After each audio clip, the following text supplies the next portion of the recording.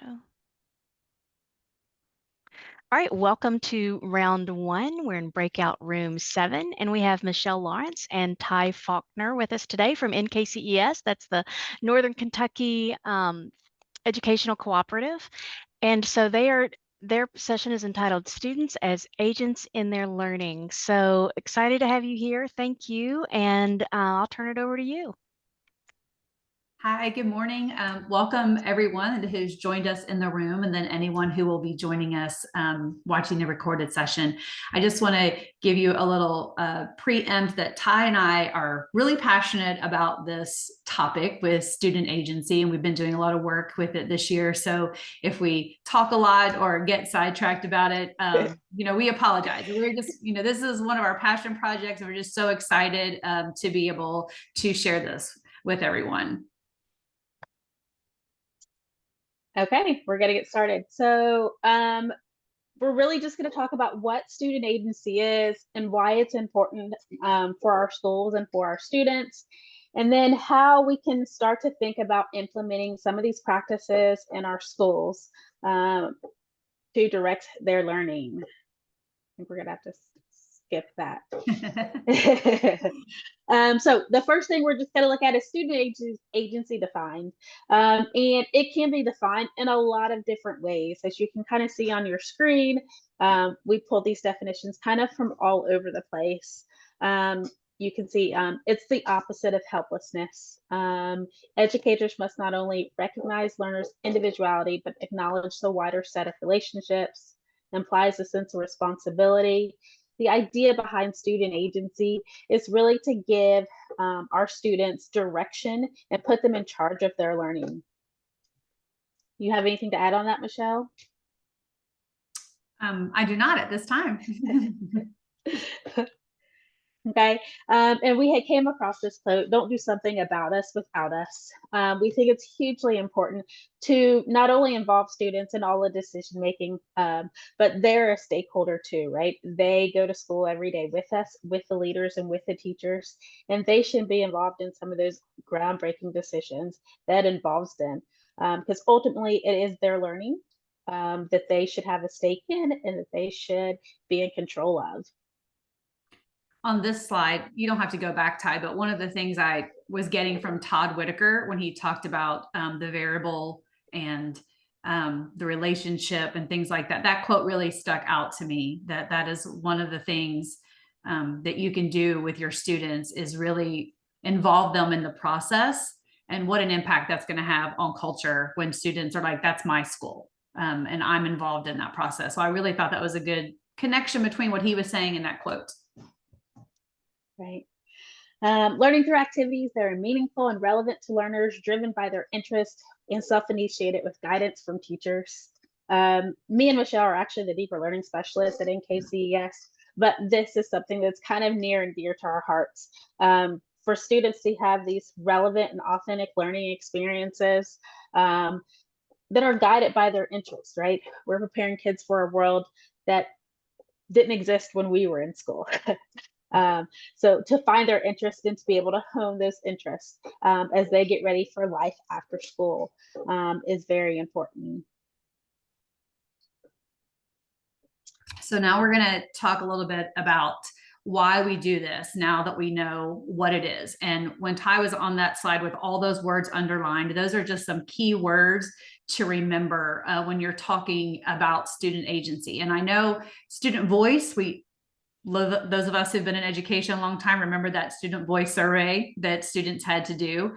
And, I was a part of that. I was doing those things. We would look at that data. But now that I'm in this role, I think back on what did we do with that information? Like, we knew it, we got that student voice data, but how did we use that to impact instruction or the climate or the culture of our school? And how did we use it to guide us? And I think that for the majority, we would say we're guilty of that we didn't. So why is this important, and what can be the impact of student agency? So this is a lot of research, and we won't read all of this in this session because you can access this slide deck later and look at this a little bit more.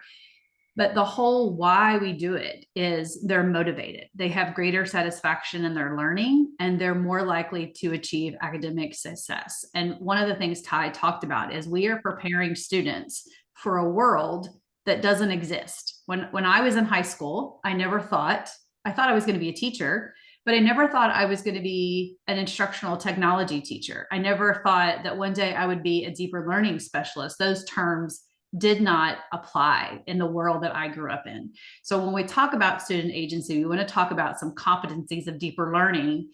How do we make those students well-rounded? How can they communicate, collaborate? How can they problem solve? How can they do all of these things that any job that they choose or is invented as they get older is going to help them make successful? So that is the goal of deeper learning. It's also the goal of student agency, because we become a facilitator in our classroom rather than the sage on the stage in our classroom.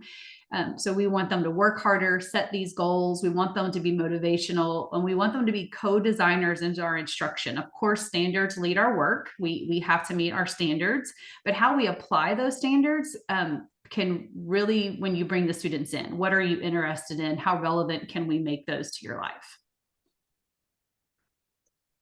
So we pulled this graphic because it's a really good just visual image of where to start and then where you're going to end up.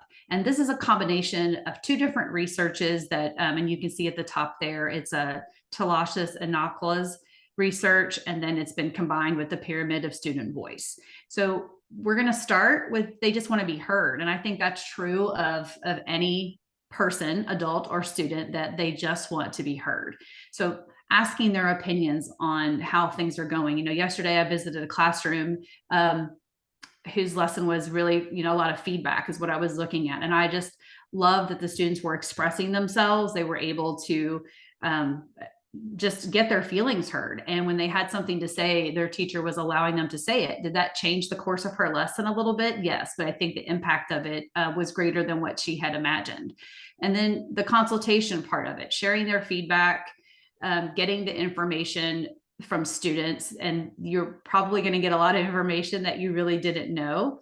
And now what do we do with that? So let them participate in those decision-making processes. And even if they're small, and we're going to talk about that a little bit more, but then the partnership, I think, is really important, because you have to be intentional, and it has to be part of your systematic process that you are involving students in decision-making, in the things that you have gathered this data from, that you actually are involving them in that. So that's going to lead to activism, and then obviously leadership. And that's what we want all of our students to come out as. So we want them to be having those leadership skills. All right, so how do we do it? We do this, again, highlighted some words. So we want vision statement. So think about that for your schools. Think about that for your classroom. What is your vision statement? Lifelong learner, self-directed, student agency. Those are just some keywords that you can include in your vision statement. But again, that vision statement shouldn't be created by the principal or the admin team or the teachers or the students. It should be a combination of all of those, inviting your parents and community members, so that everyone's using the same terminology and everyone's using that same goal. Here's our mission statement, and here's what we want this school and our students to achieve. And then empowering the students. So giving them more choice and a voice in their learning. So when am I going to do it? Where, how, what, with whom? Bringing in your community partnerships. What am I going to learn? Or how can I take what I learned and apply that to something that's really important to me? And then enlisting your stakeholders again. And those are a lot of groups that you can enlist: community partners, business, your parents. Even if you're in elementary school, enlisting your older students, or even, vice versa. I think that's always good when you combine the different age level and the different groups. So again, key words on that is your agency, your self-direction. Is it student-centered? So those are things to get us started to think about as we think how we're going to implement student agency as part of our instruction and our systematic processes in our school. So this graph is just giving you a good idea of how to develop it and why you would want to do it, and then how. And then now that I've developed it, I need to support and I need to sustain. Because just as Todd Whitaker talked about, if you change it once, you change the climate. But if you don't change it back, then you create the culture. So you sustained it. So that's what this is, just a nice little checklist of things that you can think about why you're doing it and then how you're going to keep that up. And this one part talks about some student interest surveys and developing an understanding of learning. And we are going to talk about that in a little bit. I'm going to show you some examples of a student survey that Ty and I and another colleague. And I think someone in the chat asked, how can we get copies of these slides? They are, Jenny, can you answer that? I know they're on our organizational sheet, but we can also pop this in the chat. Yes, they are on the Okay. organizational. We have those, and we'll have links to those that we will share with everyone. And I'll grab that while you're speaking and put it in the chat as well. And then you'll be able to access the recording of this. I'm recording it right now, and so the entire recording will be available to everyone as well. Perfect. And I also love from this chart is, and Ty, you don't have to go back that, but in the middle one, the supporting student agency is teachers as a facilitator. That's one of the things I observed in a couple of classrooms that I've been in is, you know, the students working in groups, and they've been taught how to work in these groups. That is some of the time they put in at the beginning, and they're really collaborating, and they're talking about it, and they're figuring it out, and, you know, they're asking the teacher for help, but it's really not her standing up there, and it's not a sit and get, you know, I'm involved, I'm taking some ownership, and I love the teachers are a facilitator part of this chart. So here are some ideas that we have encountered in our work, and we just wanted to share these with you. And sometimes they're really small. They're not huge things, but they are just small ways to get started. So community-based projects, again, reaching out to your community partners, finding something, and it can be even in your school, finding something within your school that students can work on, some project-based learning to find a solution. And that's really getting them and allowing them to find that. I mean, it could be anything small, like, hey, we need a bench to sit on while we're waiting for our parents to pick us up. How can we do that? Or we have a lot of extra paper we want to recycle, or there could be something out in their community. And then the next one I really love a lot is student-led IEPs. Now, we have a lot of laws that have to go along with special education, and we do know that we have to follow those, and there's a process in the IEP. But at some point, bringing the students in, as teachers, we know what we would like them to accomplish. Parents want to know what they can accomplish. But have we ever asked the student what they want to accomplish? What do you want your goal to be this year? What do you think that you can do? And I think that's so meaningful, and it really gives them ownership of their goal setting and their learning. And I love that one. I think that one is a great idea and a nice small place that we could start. And then when we talk about around the world day and celebrations, I think all of our elementary schools, the ones that I'm familiar with, is something that is very common, and we do that. But we were talking at one point about who plans those. You know, if you have a population of minorities, I know we have one school in one of our counties that has, I mean, just a lot of minority students, and they're very different. And who's planning those days? Usually it's the teacher Googling these traditions and things that this culture may celebrate.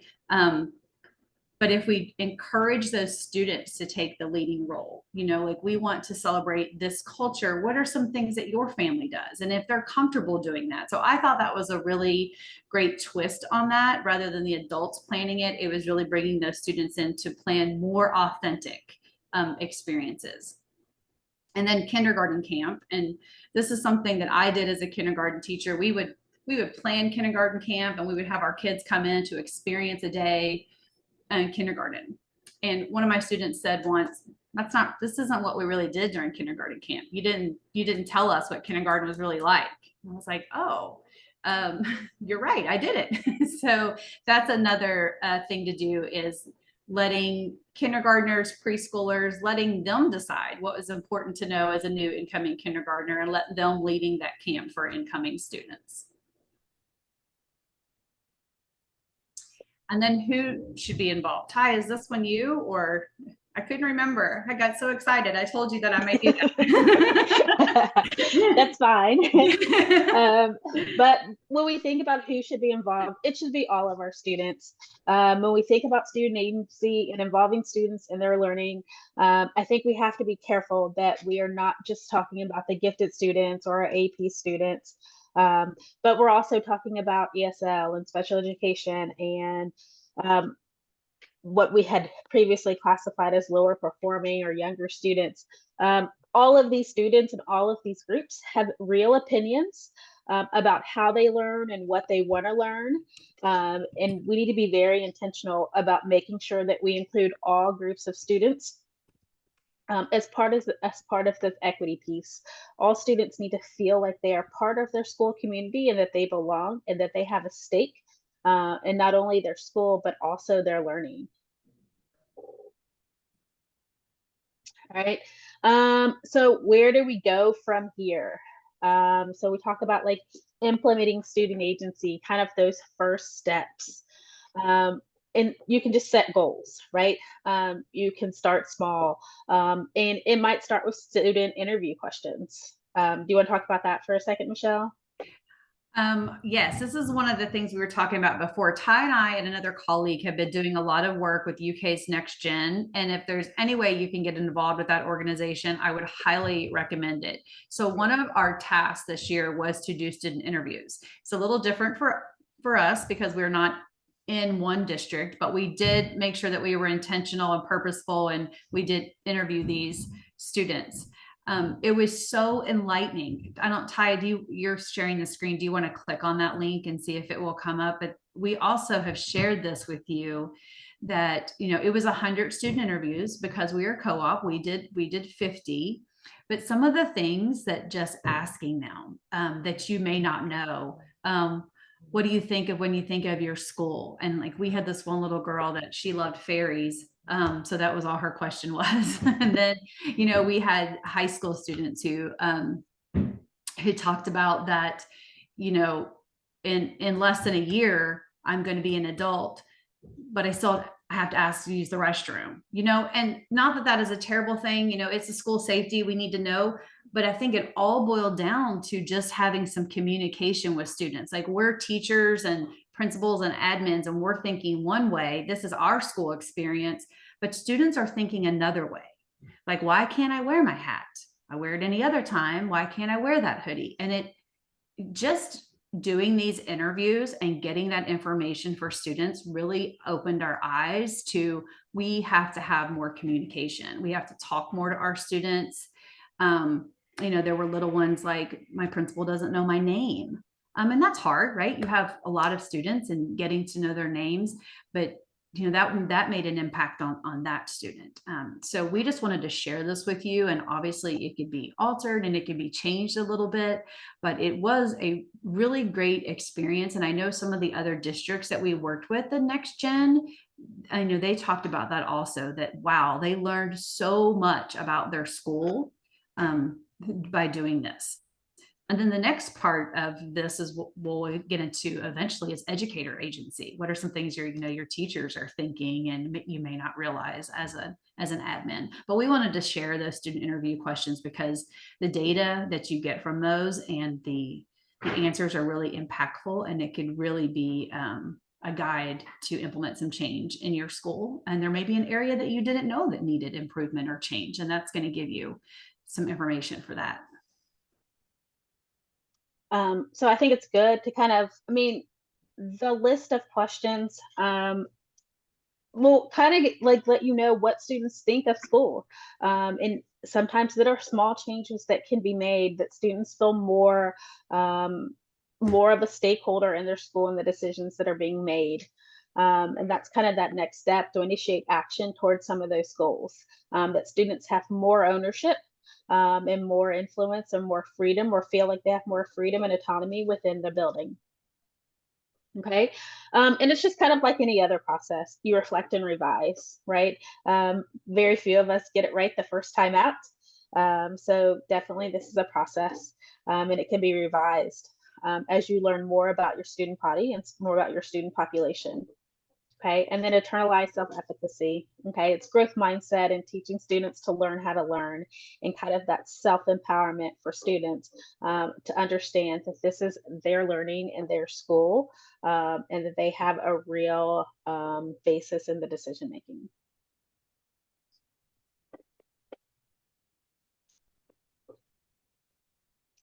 Michelle, do you want to see the digital So resources? the next few slides we have just left you with. Everything that we include in our slide is just a culmination of all the work we've been doing with UK Next Gen. We've been doing some work with author Ken Kay. His book is called Redefining Student Success. And we've the Aurora Institute. If you've not ever got a chance to participate in the Aurora Institute, it's another conference or organization I would highly recommend. But these are just our resources. We just wanted to make sure that everything that we shared has been vetted and is research based, and it came from a primary source. So we just wanted to list these for you. None of the articles they're not really long. They will take a little bit of time, but it's also just nice to share with others the reasoning behind student agency and the impact and the importance of it. So that's what is on. These are just digital ones. Again, there's another slide of those. And then last are just some books that, that we would recommend. I'm reading right now, Just Ask Us Again. So that one's good. Really talks about why it's important to talk to your students. And I think the last thing we're going to leave you with is setting up a green light culture in your school. As leaders, it's important to be able to give your teachers the voice, the ability to try new things, and for that to be okay. It's going to be a little messy and a little chaotic, but that is where growth is, that we try new things, especially with the students that we have, so that we can meet the students' needs that are in front of us, especially as we prepare students for a changing world. So I know we only have a few attendees that are with us live. Sylvia, Michelle, do you have any questions or any comments or anything to add to the conversation? We have just a few minutes left of this session, or any questions we could answer for you. You can do it in the chat, it's fine.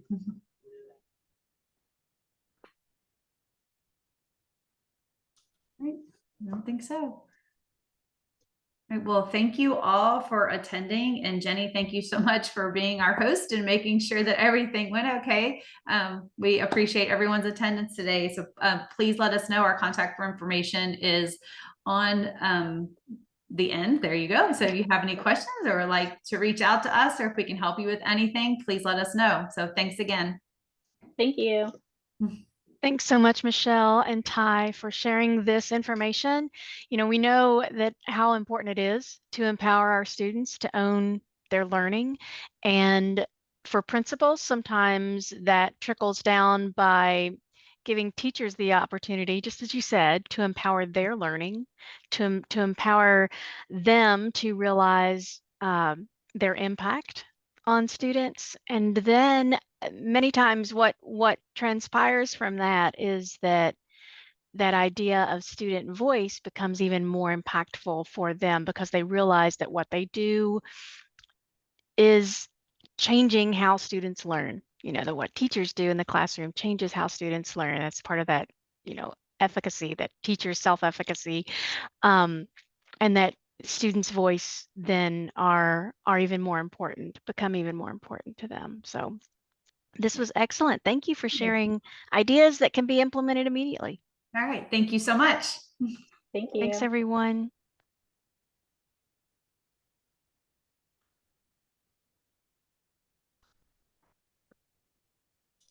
Ty and Michelle, are you all presenting? Let me stop recording.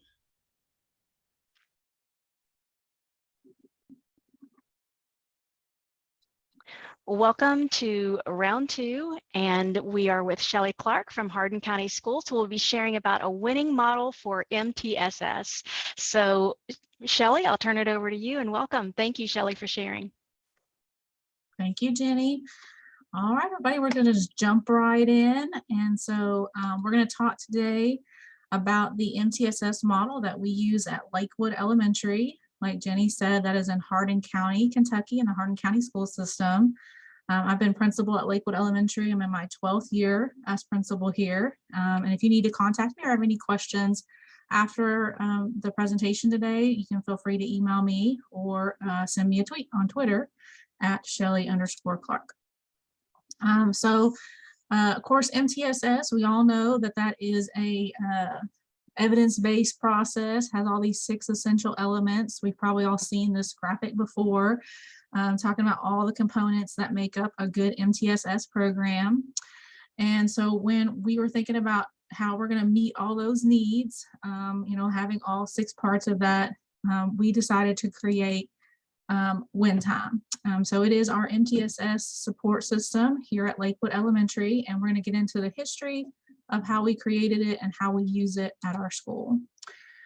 So the reason why we created win time, which I will not take credit for the name of it, it actually was something I heard about from Dr. Amy Allen, who's in Glasgow Independent Schools. I was at an EdCamp for principals about 8 or 9 years ago.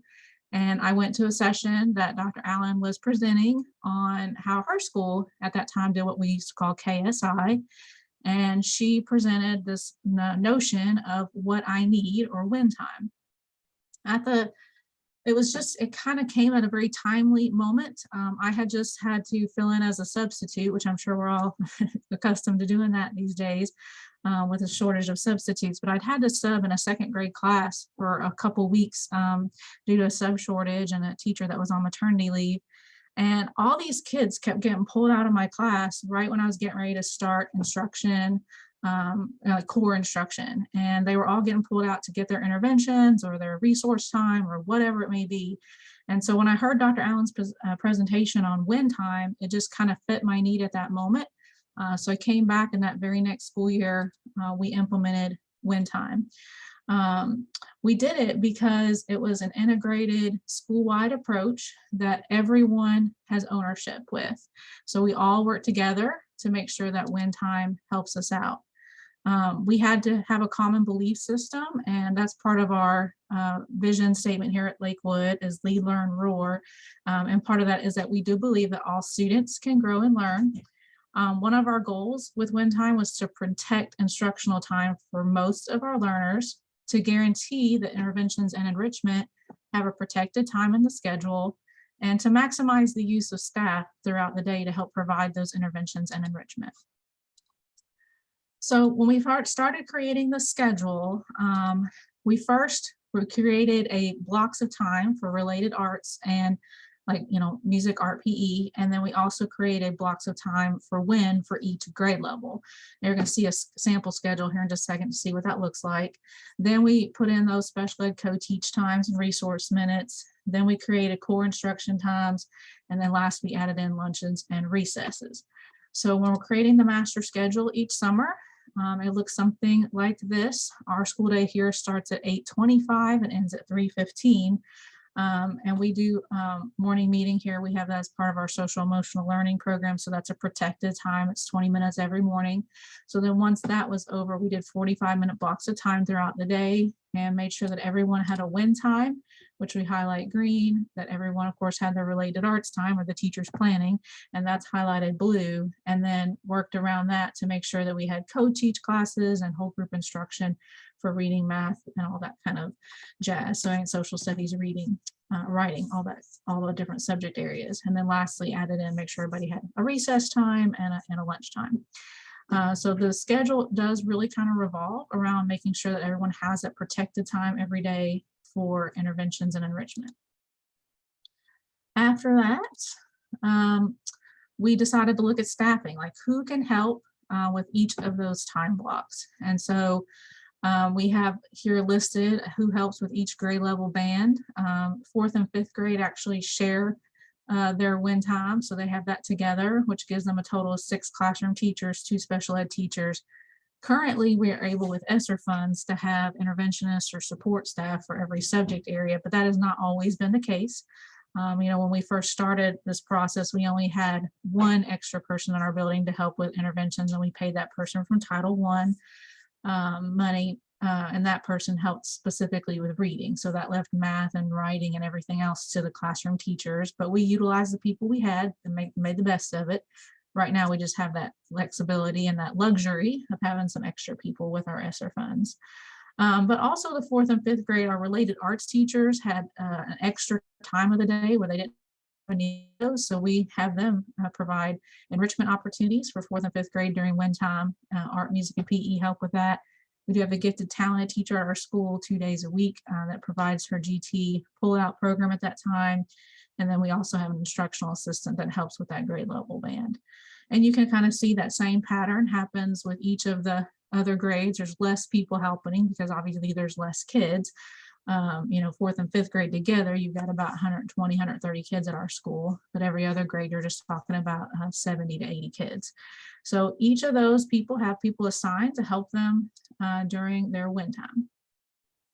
When it comes to scheduling within a grade level or within a classroom, we do have the expectation that teachers have their WIN time lesson plans in our shared lesson plan folder on Google Drive every week. And that it has to have the group for all assigned adults, the names of the students in that group, the amount of time they spend in that group, and then the content focus for the group or their learning targets. So when it says the time limit for students, as you guys know, there's some kiddos who are in intervention for multiple subjects, right? They're in reading, they're in math, they're in written expression, they're in behavior, they're in speech and language. There's all those different things. And so we did have to split the time, that 45-minute block, in half. So we give them 22 minutes and 22 minutes with a 1-minute transition so that throughout the week, they can try to get to all the different subjects they need for Tier 2 and Tier 3 WIN time or MTSS instruction. So this is like a sample of one teacher's lesson plans for the week. So she just has the names of all the people up here. Of course, she has her learning target for her group, and then this teacher's also in the room, so she has her learning target up there, and that just tells everybody where they're going for Monday, and then she makes a different slide for Tuesday, et cetera, et cetera. So she just pops that up there so everybody knows where they're going each day of the week and what their focus is. We also have one up here that somebody, they like Google Docs better.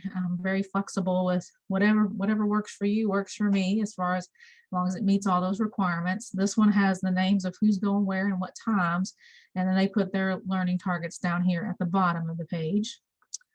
And then this is a grade level example where, this is that 4th and 5th grade combined. And so they have a Monday, Wednesday schedule, a Tuesday, Thursday schedule. They have people going all different places, and then they also have their learning targets over here, and they just change that out on a weekly basis, change those learning targets out. They keep that same document going and just change names around as needed. And if I ever need to go back to see what was on there before, I can always go to file version history to see what they were doing 3 weeks ago if I needed to. So that they don't have to create a new document every week, but they use that and just make it a living document between the 4th and 5th grade. So that's how we have that expectation for lesson plans and making sure that all the kids have a space to go and a person to work with during that time. Any questions about scheduling? Pop them in the chat room or unmute before we move on to staff roles and expectations.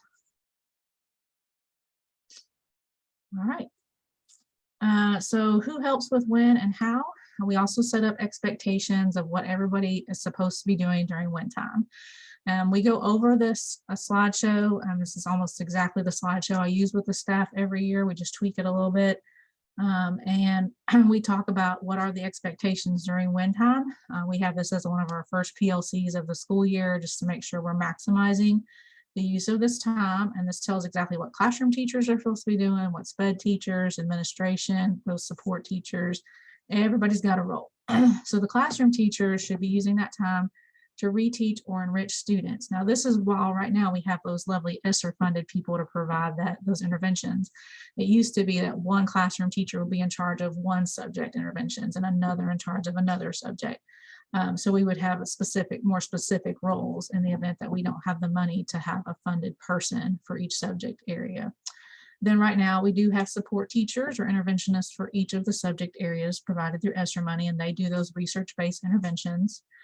Our school counselor runs our MTSS team, And she meets quarterly with each grade level, and she has a lovely spreadsheet that I would share with you, but has lots of confidential information on it, so I obviously can't. But she does a spreadsheet showing the names of each student at each grade level, what step of the process they're in, tier 1, tier 2, tier 3, if they've had their hearing screener, if they've had their vision screener.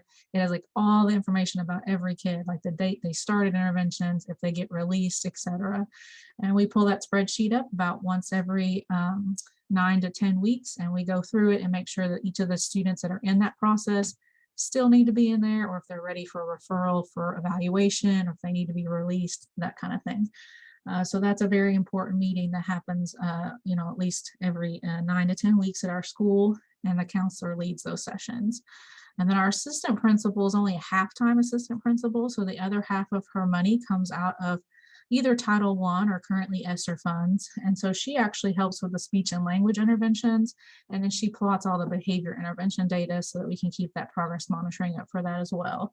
So that kind of helps the teachers out without not having to do a lot of paperwork right now revolved around MTSS. So that's super helpful. And then fidelity checks are completed by myself, the assistant principal, or the counselor as needed, just to make sure that everything's going well. We have a form in our county that we use for those, and they go into the folders of the students who are in that process. Special ed teachers also use WinTime to help provide a lot of their resource minutes. So as a district, we try to mostly have our special ed kiddos in co-teach classrooms, unless of course they need resource. And we feel like resource is best done during WinTime so that they're not missing core instruction for reading and math and being in their regular classroom. So a lot of that resource pullout time does happen during WinTime. Also occupational therapy, physical therapy, speech and language therapy. A lot of those therapists try to pull kids during WinTime as well, so that they're not getting pulled out of reading, math, or those core instruction areas. The GT teacher, again, she's there providing her pull-out resources time for her students. Then we have assistants that are assigned to help in each grade level as well. They can do assessments, they can pull a small group and do review. We have iReady and Lexia in our district, and both of those have like pre-made lessons that have like a script with them. So a lot of times the teachers just print those out based on a kid's prerequisite report or where they are in Lexia, and the assistant can pull that small group and do those lessons with them. So we utilize those people for those reasons as well. When the special area related arts teachers help out with the 4th and 5th grade, we've had all different kinds of groups for that. We've had learn an instrument, an ongoing art project, health and safety classes, working on extended response questions, drama, dance, sometimes content practice. Our PE teacher was a classroom teacher for many years. She taught 5th grade math, so she does some 5th grade math enrichment sometimes with some of her kiddos. They don't monitor kids on technology, so we don't just put them in there with a bunch of kids on Chromebooks and say, do your online lessons. This is a maximizing the use of people time. They're very fluid groups, so they do change those about every 9 weeks. We meet together as a big team after school, and we change all these kids around. That's actually getting ready to happen this week because it's the end of the 9 weeks, and our drama team has their performance tomorrow night, and after they get done with their performance, it's time to change groups again, because that was an enrichment group that we had with our 4th and 5th graders at this time. So they're very beneficial and give those kiddos some different opportunities that they may not otherwise have. The intervention staff that currently are funded through ESSER funds, sometimes through Title I, they have an emphasis on a specific specific content area like reading, math, or writing, provide direct instruction to students. They are, again, not monitoring students on technology. That is not their job. They still get a planning time. We don't use them as a sub unless it's part of the sub rotation schedule. They do attend those quarterly PLCs where we go over everyone's MTSS progress. So that is one day every 9 to 10 weeks where they don't provide instruction because they sit through everybody's PLC time, and we talk about that spreadsheet with all the kiddos' names in there. They don't serve as an administrator, and they do have 2 blocks of the day where they don't have WinTime. Because they're experts in their subject area, we have them co-teach with some of our younger teachers. So like my reading interventionist is really well-versed at Orton-Gillingham, which is a research-based reading process for teaching phonemic awareness and phonics. So she does co-teach lessons with some of my newer teachers using Orton Gillingham strategies and gets them competent at that. She kind of rotates through different classes doing that. And my math person, she actually does like a little enrichment group with math. And then she works to do small group math with another grade level every day. So we maximize the use of our staff, try to make sure that every minute of their day is filled up with working with kids and teaching kids. As far as technology goes, we do have an expectation that we try to limit the use of technology during win time. Generally on Fridays, if I walk through the building during win time, I will see groups of students on their computer doing our iReady learning path program. And that's because the teachers use that time to do their literacy assessments or their SNAP assessments. And so I've given them the permission to say, you know, during win time on this day, you can keep kids at their seat while you pull a kid at a time to do those assessments, because it does give them something to do while the teacher's doing those assessments during win time. But otherwise, technology should just be used as an enhancement or an enrichment. And so we talk about different ways to do that, like Pebble Go and Google Classroom and playing a game on Kahoot as a review, those sort of things. Because our main goal is to have that direct instruction. We feel like this is an opportunity for kids to get to work with people as much as possible. And they should be in small groups based on their iReady results, their prerequisite report on daily classroom exit slips. So we just want to maximize that use of teachers working with kids and not having them looking at a screen that whole time. So some data and feedback, just kind of give you some numbers, because you're like, well, that's all sound lovely. Like, how has it helped your school? So last year, when I looked at the spreadsheets for last year, from beginning of the year to the end of the year, a total of 119 students at some point or another were served in the MTSS process. That does not mean we had 119 in there all the time. Generally, we have about 60 kids at a time in MTSS. So that probably was like, you know, at 9 weeks at a time, there would any given time, there'd be 50 to 60 kids receiving MTSS as interventions. But throughout the course of the year, kids enter it, they exit it based on our screeners and that sort of thing. And some of them could be academic or they could be behavior. There's a lot of different, obviously, things happening. Just for context, we have about 475 students at our school. So it was a little high last year, but I think that was probably due to, of course, the pandemic and having some extra kids that had been a little bit behind and below that 18th percentile that we use to qualify kiddos for MTSS in different subject areas. And we did have a lot of kids in speech and language interventions last couple of years too. So I think that's definitely increased our numbers as well. But by the end of the year, 59 students have been released from MTSS altogether, and 16 students have been tested for special education and qualified. So those are kind of our numbers for last year. So far this year, we just got done taking our winter diagnostic, and our math interventionist had an average of 22-point gain on iReady scores with all those students that she was working with. And our reading interventionist had an average of 44 points per student growth on iReady. So the work they do with kids has been invaluable, and we're seeing those gains happen with our students. Then I also asked just for some, feedback from teachers, like, what do you like about win time? If you had to tell me what your favorite thing about it was, this is kind of what they had to say about it. They like that they have a dedicated time to provide interventions and enrichment, that their students are not missing core content to be pulled out of class, that every student receives something during win time, whether it be intervention, reteaching, or enrichment.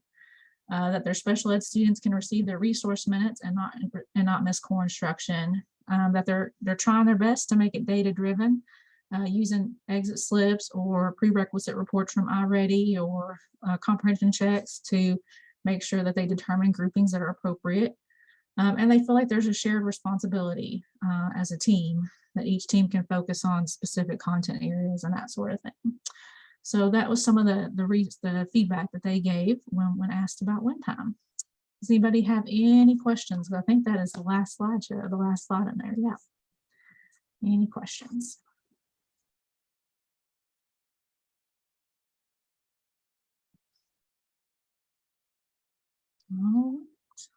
Well, again, if you do come up with any questions, feel free to send me an email. I'll be happy to share any resources. Hopefully all the links in there will work for everybody. If there's one that for some reason doesn't, feel free to, request that access through Google Drive or send me an email, and I'll be happy to share any of our files with you so that you can get going if you want to try this process at your school. And if you do try it next year and you just want someone to bounce ideas off of, feel free to email me or give me a call here at Lakewood Elementary School. And thank you guys for your time today. Thanks, Shelley. And I really hope that you heard some ideas about how you might maximize the human resources within your building. So many times when I've visited schools, they'll have a lot of folks within the school who could step out of their role and offer some extra support to students throughout the day. It's just a matter of figuring out how might you take those folks, adjust the schedule such that you're really maximizing the expertise that you have in the building to do so. So I hope you heard some ideas that maybe sparked some new ideas for you in your own context. So thanks again for sharing, Shelley. Absolutely.